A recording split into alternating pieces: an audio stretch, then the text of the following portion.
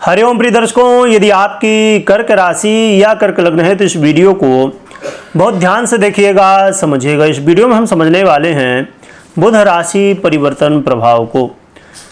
ग्रहों के युवराज का बहुत लंबे समय इंतजार के बाद बुध का गोचर काल परिवर्तित होने वाला है। क्या कैसा प्रभाव होगा इसे हम डिटेल में समझेंगे, परंतु उससे पहले मैं आपको दो महत्वपूर्ण सूचना दे दूं। पहली सूचना है, यदि आप फ्री में कुंडली विश्लेषण करवाना चाहते हैं मुझसे, तो आपको वीडियो के डिस्क्रिप्शन में एक लिंक मिल जाएगी जो कि टेलीग्राम चैनल की है। थोड़ा जब आप डिस्क्रिप्शन में नीचे जाएंगे तो आपको लिंक मिल जाएगी, तो आप टेलीग्राम ज्वाइन कर सकते हैं। वहाँ पर जब आप ज्वाइन करेंगे तो आपको एक वीडियो मिलेगी जिसमें बताया गया है कि फ्री में कुंडली विश्लेषण आप कैसे करवा सकते हैं, और उसमें पूरा प्रोसेस बताया गया है। उसी प्रोसेस को, सिस्टम को फॉलो करते हुए आप करवा सकते हैं। रही बात जो लोग फेसबुक में देख रहे हैं तो संभवतः उनको ये लिंक नहीं मिल पाएगी, क्योंकि फेसबुक में अलाउड नहीं है। तो आप यूट्यूब में जुड़ सकते हैं हमारे साथ, और यहाँ पर आपको लिंक डिस्क्रिप्शन में मिल जाएगी। या तो आप डायरेक्ट टेलीग्राम में ही सर्च कर सकते हैं, जिस नाम से ये फेसबुक पेज है, यानी कि चिंतामणि ज्योतिष समाधान केंद्र, इसी नाम से आपको टेलीग्राम में भी चैनल मिल जाएगा। यदि फिर भी नहीं मिलती है लिंक आप हमें व्हाट्सअप कर सकते हैं। जो दिया हुआ नंबर है, इसमें आप देख पा रहे होंगे वीडियो में, तो आप इस नंबर पे लिख सकते हैं कि आपको लिंक चाहिए टेलीग्राम की, तो आपको वहाँ पर प्रोवाइड करा दी जाएगी। तो आप डायरेक्ट फिर जुड़ सकते हैं। दूसरी सूचना ये है कि यदि आप पैसा कमाना चाहते हैं तो आप हमसे जुड़ सकते हैं और पैसा कमा सकते हैं। तो इसकी भी सूचना, आप कैसे पैसा कमा सकते हैं, आपको क्या करना होगा, क्या प्रोसेस होगा, कितना कमा सकते हैं, जो कि बहुत ज़्यादा अमाउंट नहीं है, पर डिपेंड करता है आपके ऊपर।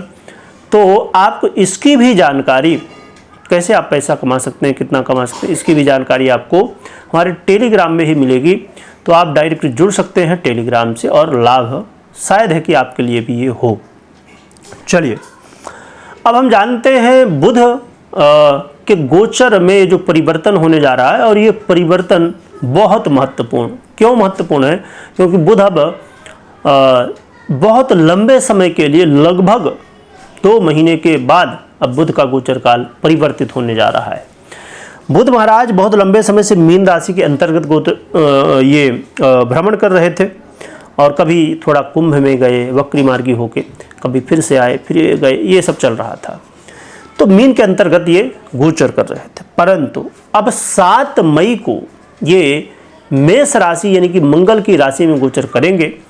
ये बहुत अच्छी बात है, क्योंकि आप जानते हैं कि मीन में ये बहुत कंफर्टेबल महसूस नहीं करते, नीच अवस्था को प्राप्त हो जाते हैं। इसीलिए ये गोचर काल महत्वपूर्ण हो जाता है। कम से कम बुध की नीचता तो खत्म हो जाएगी, इसीलिए ये बहुत महत्वपूर्ण है। और देखा जाए तो बुध आपके बेस हैं और आपके तृतीय से हैं, और बेस तृतीय से होते हुए ये आपके कर्म क्षेत्र में अब गोचर करेंगे, कर्म भाव में गोचर करेंगे। और परंतु इसमें कई सारी स्थितियां हैं जिन्हें समझना बहुत आवश्यक है। क्या स्थितियां हैं ये समझते हैं। पहली स्थिति ये है कि 7 तारीख से लेके 15 तारीख तक तो सूर्य स्वयं भी गोचर कर रहे हैं मेष पर, यानी कि उच्च अवस्था को प्राप्त हैं।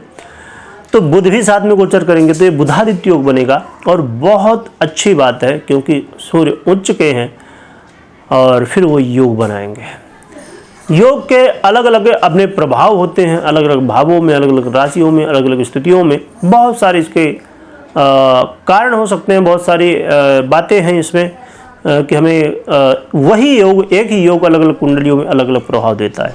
इसलिए कई बार जब आप सुनते हैं ना कि ये योग है तो ऐसा हो जाएगा, पर जब आप देखते हैं कि भैया हमारे कुंडली में तो है पर कुछ हो नहीं रहा है, तो इसीलिए इसमें फिर कई बार ये चीज़ें आपके लिए थोड़ी सी मुश्किल हो जाती हैं, क्योंकि बहुत पॉइंट ऑफ व्यू हैं, बहुत सारे इसमें बातें हैं।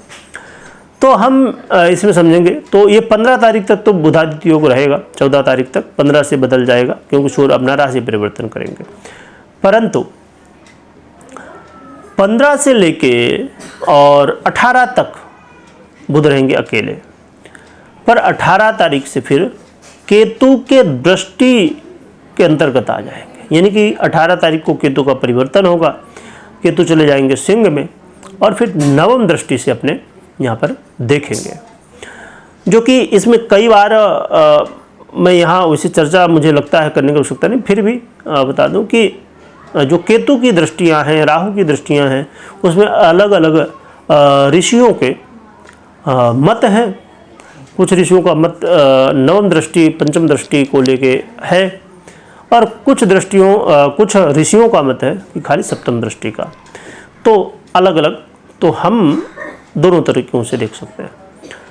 तो यदि हम नवम दृष्टि से देखें तो केतु से दृष्ट होंगे बुध। तो फिर 18 तारीख से लेके 23 तारीख का जो गोचर काल होगा बुध का, वो कुछ अलग प्रभाव होगा। इसमें थोड़ा सा डीप में हम और भी जाना चाहेंगे, क्योंकि इसमें जो ग्रह स्थितियाँ थोड़ी जटिल हैं। इसमें यदि आप देखेंगे तो ये मेष राशि यानी कि अश्विनी, भरणी और कृतिका के प्रथम चरण में गोचर करेंगे। तो अश्विनी जो कि केतु का है, भरणी जो कि शुक्र का है, और अश्विनी, भरणी, कृतिका जो कि सूर्य का आधिपत्य है कृतिका में, जो कि उसका एक ही चरण रहने वाला है। तो ये समय जो है तो अलग अलग प्रभाव देंगे। चलिए अब समझते हैं क्या कैसा प्रभाव में मिलने वाला है।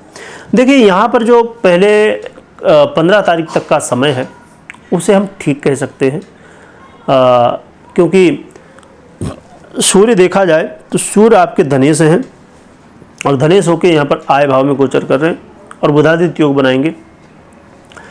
तो ये कहा जा सकता है, जो कि बहुत ज़्यादा मजबूती इसमें नहीं है, पर हाँ फिर भी कुछ तो है, कि आप ये मान सकते हैं कि यदि आप चाहते हैं कि भैया सैलरी बढ़ जाए या प्रमोशन हो जाए आपके काम में, जॉब में, तो जॉब में ये मौके बहुत बड़े रूप में नहीं, परंतु हाँ छोटे रूप में मौका मिल सकता है।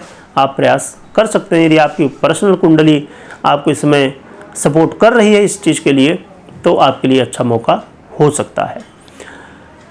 इसके अलावा ये जो समय है ये आपके घर परिवार में कुछ अच्छे माहौल भी बनाएगा, और आपके काम में यदि हो सकता है आपके साथ राजनीति हो रही हो सकता है आपके साथ कुछ लोग या बॉस का बहुत ज़्यादा प्रेशर रहता हो, दबाव रहता हो, तो ये चीज़ें अब धीरे धीरे ठीक होंगी। और जो लोग सरकारी क्षेत्र से जुड़े हुए हैं उनको इसका बहुत ज़्यादा लाभ मिल सकता है, यानी कि जो ग्रह स्थिति बन रही है इसका लाभ सरकारी क्षेत्र से जुड़े हुए लोगों को इसका लाभ काफ़ी ज़्यादा देखने को मिल सकता है। और इसके अलावा देखा जाए तो सरकार से जुड़े हुए कामों में भी यदि कोई रुकावट थी, कोई एप्लीकेशन की वजह से, कोई कानूनी दावपेच था या कुछ लीगल प्रॉब्लम थी सरकारी क्षेत्र से जुड़ के, तो ये सब चीज़ें इस समय धीरे धीरे सॉल्व होती हुई दिखाई दे सकती हैं। परंतु ये जो समय है ये 15 यानी कि 14 तारीख तक का ठीक है, फिर 15 तारीख से लेकर 23 तारीख तक का समय उतना अच्छा नहीं है। इस समय आपको अपने काम धाम को लेकर थोड़ा सा सीरियस रहना होगा। अपने काम धाम को लेके आपके साथ कोई कुछ अपना दिमाग ना दौड़ाए, इस चीज़ को ध्यान रखना होगा। इसके अलावा ये जानते हैं कि ये आपके व्यय से हैं और आपके साथ में प्रतियेश भी हैं। कई बार आप गलती करेंगे, आपके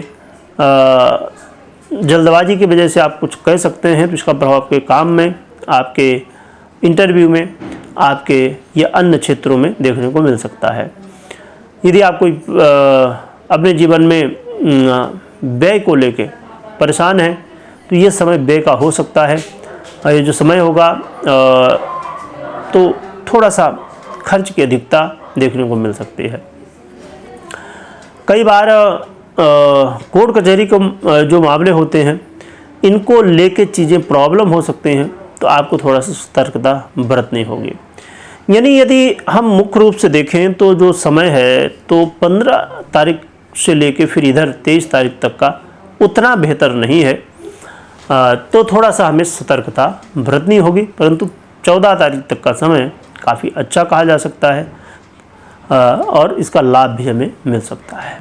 रही बात कि कभी भी कोई भी निर्णय आपको लेना है तो सबसे पहले अपनी पर्सनल कुंडली का विश्लेषण करवाएं या तो खुद करें, इसके बाद ही निर्णय लें। क्योंकि ये जो आप प्रभाव आपने सुने गोचर के आधार पर, और गोचर अधूरा होता है, पूरा नहीं होता बिना कुंडली का, इसलिए दोनों को देखने समझने के बाद ही निर्णय लेना चाहिए।